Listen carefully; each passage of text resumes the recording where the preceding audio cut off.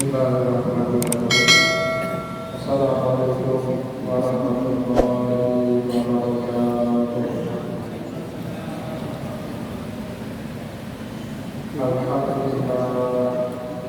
Alhamdulillahilladzi ja'ala al-ilma qahara bil nufus wa nuran lil basar wa hadiyan ilal jannah. Asyhadu an la ilaha illallah wahdahu la syarika lah wa asyhadu anna Muhammadan abduhu wa rasuluhu shadiqul qur'an. Allahumma shalli wa sallim ala rasulikal karim Muhammad sallallahu alaihi wasallam wa ala alihi wa ashabihi wa man tabi'ahu bi ihsanin ila yaumil summa amma ba'du. Puji dan syukur senantiasa dan tidak pernah bosan-bosannya kita panjatkan kehadiran Sang Maha Pencipta Allah Subhanahu wa Ta'ala, yang mana dengan limpahan karunia-Nya, rahmat-Nya, hidayah-Nya, serta anugerah-Nya kepada kita semua, kita kembali masih diberi kesempatan, kesehatan, dan usia panjang oleh Allah untuk sama-sama dan senantiasa mengabdikan diri kita di jalannya dengan menjalankan segala perintahnya dan menjauhi semua larangannya. Salawat demi salam juga tidak pernah mengaturkan kepada junjungan alam Nabi besar Muhammad sallallahu alaihi wasallam, di mana beliau telah bersabda dalam sebuah hadisnya, "Man arada dunya fa'alaihi bil ilmi wa man arada al-akhirata fa'alaihi bil ilmi wa man arada al-mal fa'alaihi bil ilmi." Barang siapa yang mau bahagia di dunia caranya dengan ilmu, dan bagi barang siapa yang mau bahagia di akhirat juga caranya dengan ilmu, dan bagi barang siapa saja yang mau bahagia di akhir dunia dan akhirat juga caranya dengan ilmu pengetahuan. Bapak Ibu kaum muslimin dan muslimat, jamaah salat maghrib dan juga isya yang dimuliakan dan diberkati oleh Allah, mari pada kesempatan malam yang baik dan mulia ini, malam tanggal 17 Sya'ban, menjelang kembali kita masuk ke bulan suci Ramadan, mari sama-sama kita kembali berharap kepada Allah dengan apa yang selalu diharapkan oleh Rasulullah di dalam doanya pada bulan Sya'ban. Rasulullah sallallahu alaihi wasallam senantiasa berdoa, Allahumma barik lana fi Sya'ban wa ballighna Ramadan. Ya Allah, berkatilah kami di bulan Sya'ban ini dan panjangkanlah usia kami sampai datangnya bulan suci Ramadan. Amin amin ya rabbal alamin. Bapak Ibu kaum muslimin dan muslimat, jamaah salat maghrib dan juga isya yang dimuliakan oleh Allah, mari pada kesempatan malam yang baik ini, sambil kembali kita dengan iktikaf di rumah Allah, mari sama-sama kita kembali melanjutkan pengajian fikih kita dengan kitab Al-Fiqhul Islami wa Adillatuhu karya Syekh Wahbah Az-Zuhairi rahimahullahu ta'ala. Dan insyaallah pada kesempatan malam ini kita kembali akan melanjutkan bacaan kita berkaitan dengan ahkamul wahyi, hukum-hukum syariat yang berkaitan dengan pegadaian. Dan setelah pada pertemuan yang lalu kita sampai kepada penjelasan dari baik dari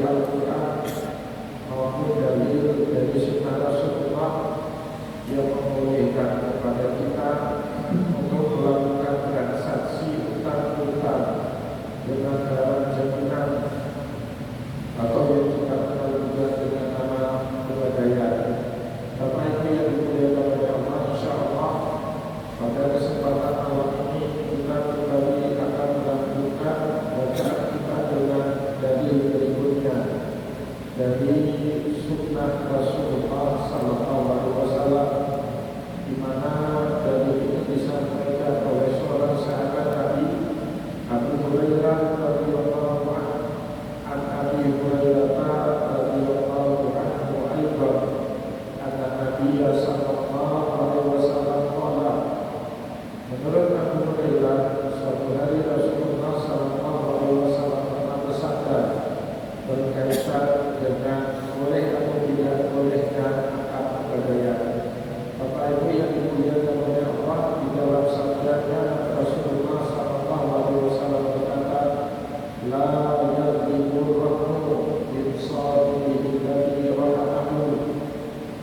Orang yang menerima gadai tidak mengunci dan tidak mengalihkan kepemilikan barang yang dijadikan ampunan dalam akad pegadaian kepada dirinya. Jadi yang namanya ampunan atau barang yang dijadikan jaminan dalam akad pegadaian tidak beralih kepemilikan kepada pihak kreditur karena digadaikan oleh pihak kreditur. Jadi fungsi daripada ampunan ataupun barang yang dijamin hanya sebagai ainun tawsik atau alat untuk menggaransi kalau debitur ini jika dia sudah punya kemampuan pasti akan segera melunasi utang-utang yang dia ambil dari kreditur yang telah memberikan pinjaman uang kepada dirinya. Jadi maka Bapak Ibu yang dimuliakan oleh Allah, di dalam hadis ini Rasulullah sallallahu alaihi wasallam menegaskan kepada kita, la yadribur rahmu min sanihi alladhi rahamahu. Seorang yang menerima barang gadaian dari pihak kreditur, maka dia tidak pernah memutus kepemilikan barang yang digadaikan itu kepada dirinya menjadi hak miliknya. Lahu hurmatuhu wa alaihi hurmatuhu. Maka si debitur tetap memiliki hak dari setiap penambahan manfaat dari aset yang dia gadaikan. Kadang-kadang Bapak Ibu, barang atau sesuatu yang kita jaminkan kepada pihak kreditur itu kadang-kadang nilainya bertambah. Pertambahan nilai dari sejumlah aset yang kita ambilkan, yang kita ambilkan itu menjadi hak miliknya siapa? Hak miliknya kreditur atau hak miliknya debitur? Hak miliknya penerima gadai atau orang yang menggadaikan barang? Menurut Rasulullah di dalam hadis tadi, lahu hurmatuhu, setiap nilai tambah pada aset yang diampunkan, wa alaihi hurmatuhu, begitu juga setiap biaya yang harus dikeluarkan karena aset itu harus dijaga oleh pihak kreditur, itu semuanya ditanggung dan diterima oleh pihak kreditur. Jadi Bapak Ibu, jika barang yang diampunkan itu mengalami pertambahan aset atau pertambahan nilai, maka manfaat dari pertambahan nilai itu tidak menjadi juga hak milik daripada kreditur, tapi sebaliknya menjadi hak milik daripada debitur atau orang yang menggadaikan barang. Contoh, Bapak Ibu pinjam uang, katakanlah 10 juta rupiah, gadaikan emas. Dulu waktu kita gadaikan emas, harga emas masih 3 juta rupiah per mayang. Kita gadaikan emas sebanyak 2 atau 3 mayang. Kita pinjam uang kepada pihak kreditur sebanyak 10 juta rupiah. Tiba-tiba Bapak Ibu setelah 7-8 bulan harga emas melambung tinggi sampai menyentuh angka 10 juta rupiah, maka pertambahan nilai pada aset yang kita jadikan agunan berupa emas sebanyak 3 atau 4 mayang itu tidak menjadi hak miliknya kreditur, tetapi itu tetap menjadi hak miliknya debitur. Atau contoh yang lain, contoh di mana agunan bisa bertambah nilai. Bapak seekor sapi betina dengan pinjaman uang sebanyak 15 juta rupiah lah katakan. Ternyata sapi betina itu beranak, sekali keluar anaknya kembali, maka anak dari sapi betina yang kita ambilkan itu miliknya siapa? Milik kreditur yang memberikan kita pinjaman, atau milik kita sebagai kreditur yang menerima pinjaman dari pihak kreditur? Kalau menurut hadis Rasulullah SAW, pertambahan nilai manfaat dari aset yang kita ambilkan tidak pernah menjadi hak miliknya kreditur, tetapi itu tetap menjadi hak miliknya kreditur. Jadi pada saat kita mengambilkan dulunya sampai ekor sapi, tiba-tiba sapi betinanya beranak dua, sudah 3 ekor, 3 kepala, maka ketiga-tiganya walaupun berada di bawah penguasaan kreditur, tetapi hak kepemilikannya masih menjadi hak miliknya kita sebagai kreditur.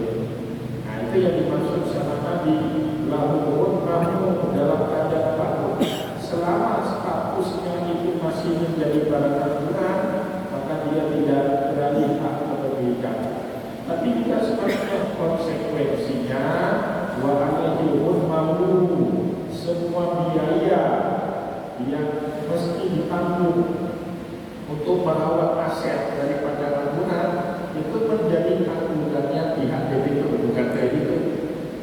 Bapak itu tanggungan sapi misalnya tadi ya, kan sapi itu untuk dirawat, untuk dikasih pakan, atau kalau dia kena penyakit untuk disuntik, untuk diobati, dan itu semuanya membutuhkan biaya. Kata Nabi di dalam hadis tadi, wa alaihi hurmatu, begitu juga pihak kreditur wajib menanggung semua biaya perawatan daripada aset yang dia ambilkan, kecuali ada kesepakatan antara pihak kreditur dengan kreditur. Itulah Pak, saya tidak ada biaya juga. Jadi Bapak nanti kalau seandainya sapinya lahir, nah maka 2 kaki dari sapi, anak sapi itu punya Bapak. Sapi itu kan 4 kaki. Nah, berarti hak kepemilikan salah satu seekor sapi itu menjadi hak milik bersama, namanya musyarakah di dalam syariat, namanya kepemilikan bersama dalam satu aset, namanya musyarakah. Jadi pada saat sapi betina itu kemudian melahirkan 2 anaknya, maka satu anak itu menjadi kepemilikan bersama antara kreditur dan debitur sebagai kompensasi dari biaya perawatan yang selama ini dikeluarkan dari koceknya pihak kreditur. Nah, itu boleh kalau ada kesepakatan seperti itu, Pak, tidak menjadi masalah. Bapak Ibu kaum muslimin dan muslimat jamaah pengajian yang dimuliakan oleh Allah, Syekh Muhammad Az-Zuhaili kemudian menerangkan kepada kita wal qalbur rahmi.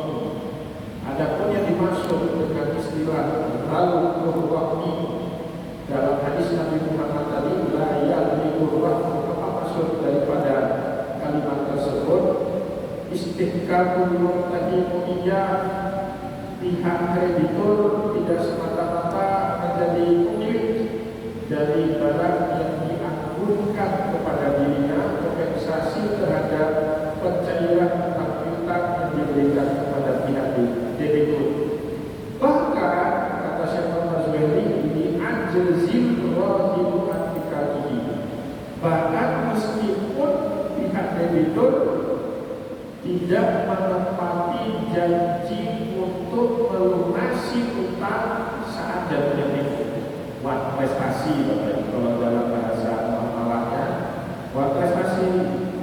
Misalnya tempo utangnya 1 tahun, mulai dari 1 Januari 2025 sampai kemarin 1 Januari 2026, tapi pihak kreditur belum sanggup melunasi utang-utangnya kepada pihak kreditur.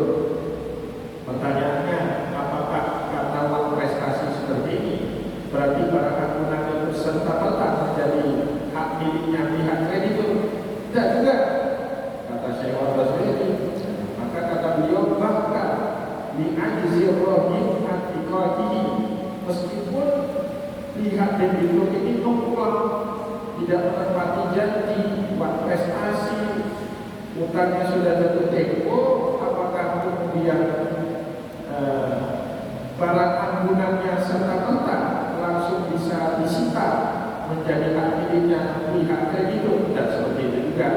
Nah, maka dijelaskan lebih detail kemudian oleh Syekh Muhammad Zuhairi, la yanfaka milkul raddi an sahibi, tidak serta-merta barang yang dijadikan anggunan itu menjadi hak miliknya kreditur, meskipun pihak kreditur itu nongkrong, tidak menepati janji, buat prestasi, utangnya sudah jatuh tempo, wala yastahiqul murtahid. Nah, maka si murtahid ini Bapak Ibu tidak langsung beralih hak kepemilikannya kepada pihak kreditur dalam keadaan apapun, kecuali kalau memang ada kesepakatan bersama. Kalau dari tanggal yang seharusnya saya bayar utang, tapi saya tidak bisa memenuhi utang tersebut, maka kemudian barang yang dijadikan anggunan itu serta-merta menjadi hak milik daripada pihak kreditur. Itu kalau ada perjanjian di luar itu berlaku sabda Nabi yang lain, al-muslimuna ala syurutihim, setiap muslim terikat dengan ketentuan-ketentuan yang mereka buat sendiri, illa syartan, selama syarat itu tidak mengandung halal-halalan wa halal-halalan, menghalalkan yang halal, menghalalkan yang halal, dan menghalalkan yang haram. Nah, selain daripada itu, kalau muslimin terikat dengan syaratnya. Tapi kalau itu tidak disebutkan di awal, maka pihak kreditur tidak serta-merta langsung bisa menguasai aset atau barang yang dijadikan anggunan di dalam akad pegadaian. Harus ada proses lain. Insya Allah jika ada waktu kita baru akan sambil menjelaskan proses apa yang harus ditempuh oleh pihak kreditur sehingga aset yang dianggunkan kemudian bisa beralih kepada dirinya atau kepemilikannya pada saat pihak kreditur nongkrong, tidak lagi sanggup memenuhi kewajibannya. Syekh Muhammad Zuhairi selanjutnya menjelaskan juga kepada kita hadza raddun ala makanatil jahiliyah, dan penjelasan dari hadis Nabi tadi sekaligus menjadi penolakan atau menjadi perlawanan dari konsep ar-raddu di dalam Islam yang berbeda dengan praktek pegadaian yang ada di masa jahiliyah dulu. Bagaimana praktek pegadaian di zaman jahiliyah dulu? In anna murtahilan karena yang yatawallaku raddu idza lam yu'addir qawli ilaihi ma yastahiquhu fil waqtil madrur. Anna murtahid, pihak kreditur, karena yatawallaku raddu, semata-mata beralih kepemilikan dari aset atau barang yang dijadikan anggunan kepada dirinya atau kepada pihak kreditur, idza lam yu'addir qawli ilaihi, pada saat kreditur itu nongkrong, ma yastahiquhu fil waqtil madrur, pada saat jatuh tempo utang-utang itu sudah wajib dilunasi, tapi pihak kreditur belum punya kemampuan, sengaja atau tidak sengaja nongkrong buat prestasi dari kewajibannya, maka praktek pegadaian di zaman dari jahiliyah dulu semata-mata dengan itu aset yang dianggunkan beralih kepemilikannya kepada pihak kreditur. Itu berbeda dengan konsep muamalah yang diajarkan di dalam Islam dengan konsep muamalah yang diajarkan atau yang dipraktekkan oleh masyarakat jahiliyah. Dulu di masa jahiliyah utang-piutang wajib berbunga. Kalau tidak sanggup bayar, maka bunganya dinaikkan. Masih juga tidak sanggup bayar, maka hak kemerdekaan dia diminta. Anaknya dijual, istrinya dijual jadi budak, bahkan nanti harga dirinya juga dijual jadi budak. Itu yang Allah Subhanahu wa Ta'ala sebut Ya ayyuhalladzina amanu la ta'kulu riba adhafan mudha'afah. Orang jahiliyah itu makan ribanya berlimpah-limpah kali, digandain terus. Jadi cari untungnya dari situ. Makin banyak orang yang melakukan piutang, makin untung pihak rentenir. Itu di zaman jahiliyah. Islam hapus seperti itu. Utang piutang itu kata Islam tidak termasuk akad komersil. Kita tidak boleh cari untung di situ. Kenapa? Itu maksud dan tujuan dibolehkan di dalam Islam. Utang-utang murni tujuannya mata awal pada wirdi wa taqwa. Tolong akad sosial, tidak komersil. Maka Nabi menegaskan di dalam hadis kullu qardin jarra fihi naf'un fahuwa riba.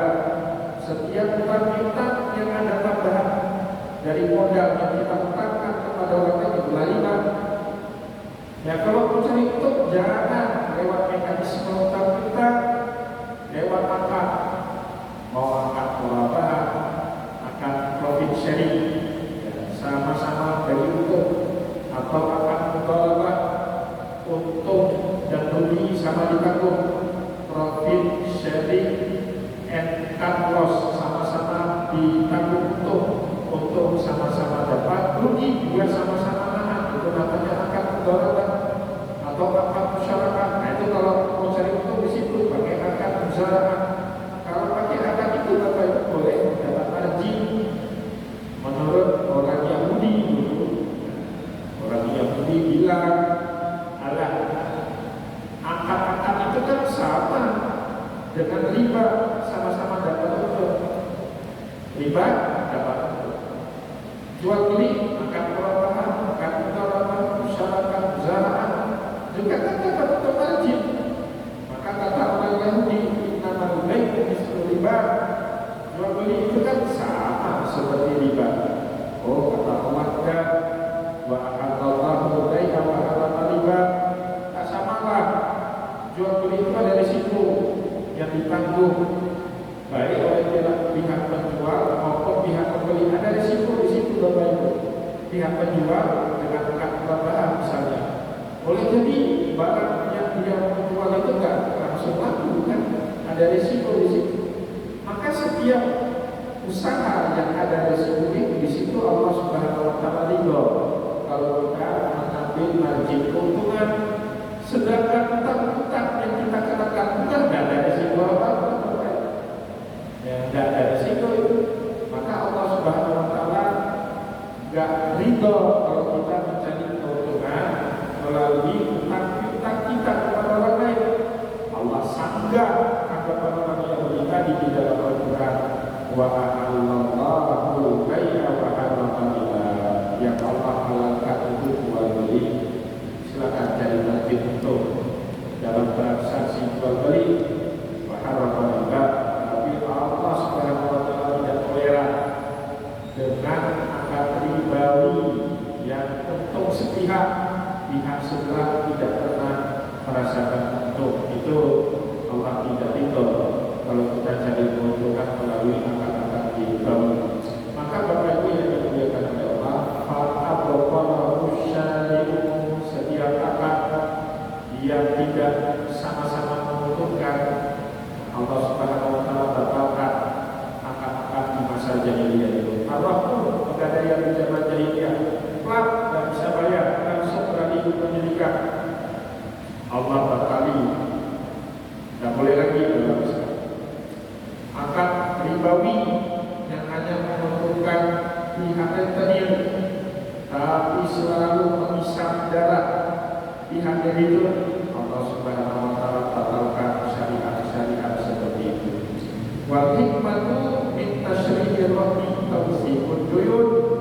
Adapun hikmah kenapa Allah dan juga baginda Rasulullah membolehkan kepada kita melakukan transaksi muamalah dengan pegadaian, salah satu tujuannya apa? Tawsiqud duyun, untuk menjamin, untuk menggaransi kalau kita ada komitmen untuk bayar utang. Tujuannya kan itu Bapak. Ini loh aset saya yang nggak ada duit, kalau jual beli pakai aset ini nggak laku. Bapak terima nggak orang? Bapak Ibu mau haji nih, nabung 25 juta, pergi ke bank, BPS namanya, Bank Penerima Setoran Haji, pergi misalnya ke Bank Aceh atau Bank BSI. Pak, saya mau daftar haji, tapi duit nggak ada, yang ada sertifikat, mau terima nggak orang Pak? Malah Bapak mau terima Pak, maunya duit. Kadang-kadang masalahnya kita nggak ada duit cash, nggak ada duit yang cair-cair itu nggak ada, tapi aset di mana-mana. Kata orang Aceh, kaya banyak, sawah sepanjang mata memandang dimutasi sawah biasa itu. Kerbau sepanjang kerbau yang kita lihat di pekan dulu itu biasa banget.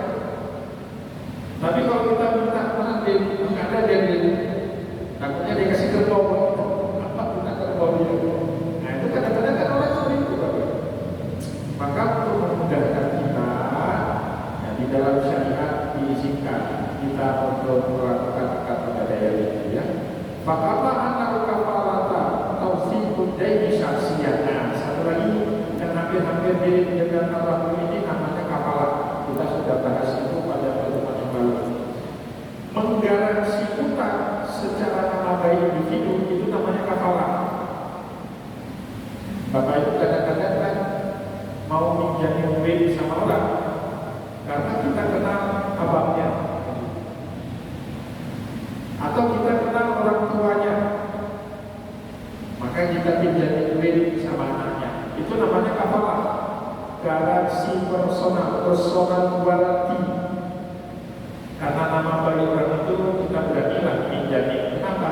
Dia orang baik, orang terpandang, track recordnya jelas, nggak mungkin timbul, nggak mungkin nongkrong. Berarti kita jamin lebih baik. Misalnya Bapak Ibu dapat proyek dari pemerintah, harus tangani dengan dana sendiri, itu berani. Kenapa? Di balik pemerintah kan negara, nggak mungkin dia nggak bayar, meskipun kadang-kadang bayarnya 3 tahun yang akan datang. Waktu kita ngerjain proyek harga emas masih 3 juta, waktu selesai proyek harga emas sudah 10 juta. Dan bilang berapa duit dia? Saya punya banyak teman kerja di BUMN Bapak Ibu, BUMN karya, kasihan kadang-kadang 1 tahun, 2 tahun baru masih duitnya bukan 100-200 juta, 4 miliar baru bayar 5 tahun. Itu kan berat kalau kita bukan pengusaha besar. Kalau pengusaha besar 4 miliar itu receh. Tapi kalau usaha kecil 4 miliar utang lagi riba, argo kreditnya jalan terus, kan harus bayar terus cicilan utang dari pemerintah nggak bayar sama kita. Ya, itu problem. Ya, tapi Bapak Ibu kalau kita mengutangi orang karena dia punya aset, itu namanya ronton pegadaian. Kalau kita mengutangi orang karena nama baik orang tersebut, karena track recordnya, karena reputasi dia, nah itu namanya kafalah. Orangnya nggak ada aset, kan?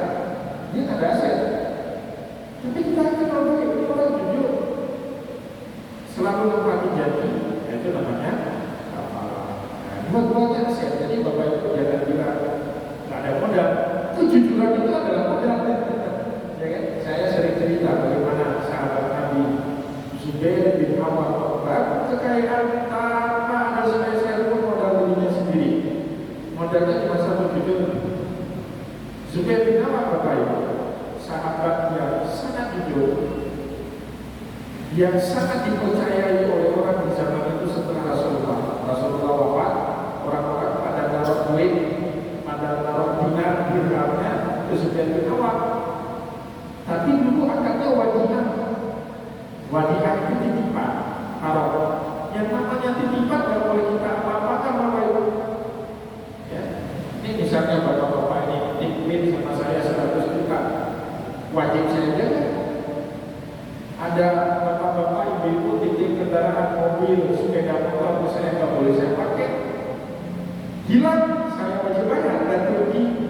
Berat kan kalau wadiah, karena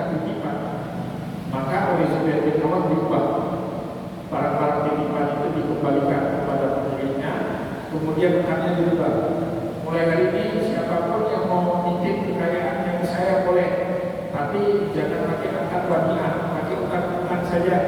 Kalau uang saya boleh 100 juta, tapi jangan bentuknya wadiah titipan, tapi utangi saya 100 juta.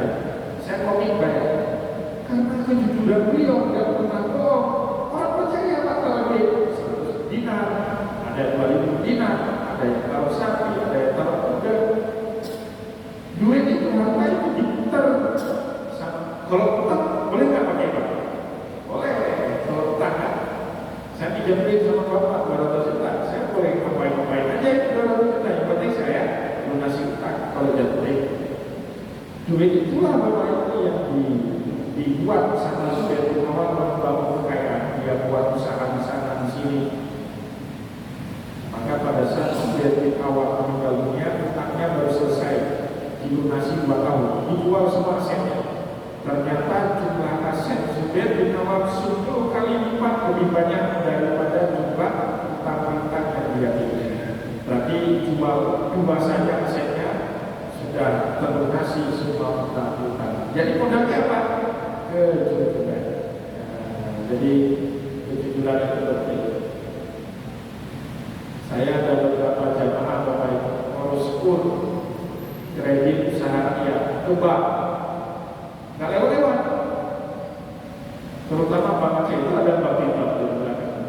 Nggak lewat-lewat, ada jamaah besar. Kalau saya datang ke Pak Aceh, ini kamu kalau nggak lunas apa saya pelek. Karena kan pakai nama baik saya. Ya, tapi dari imam yang kita bantu adalah lunas. Waktu kurus sendiri nggak tembus. Alhamdulillah kita kenali bahwa di asesmen, di surveillance sama di akhirnya cair jalan. Nah, bahkan ada satu orang di jamaah kita di Abdia itu sampai 500 juta turunnya. Nah itu namanya kafalah, jaminan personal, tidak pakai aset. Kalau pakai aset namanya arah. Itu yang membedakan kafalah dengan arah di dalam Islam.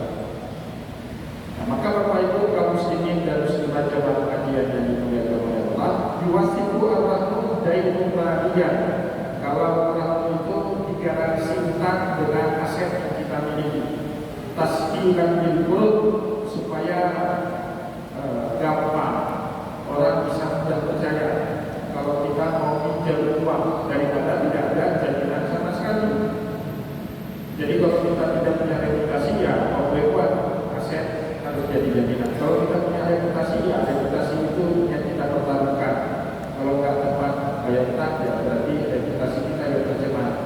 Bapak Ibu kaum muslimin dan muslimat jamaah kajian yang dimuliakan oleh Allah, kita cukupkan bacaan kita pada kesempatan malam ini. InsyaAllah pada pertemuan yang akan datang ada satu lagi pertemuan sebelum Ramadan. Pertemuan yang akan datang kita akan lanjutkan kembali bahasan kita pada permasalahan hukum waktu syariat. Apa hukumnya kita bermuamalah dengan angka pegadaian di dalam syariat?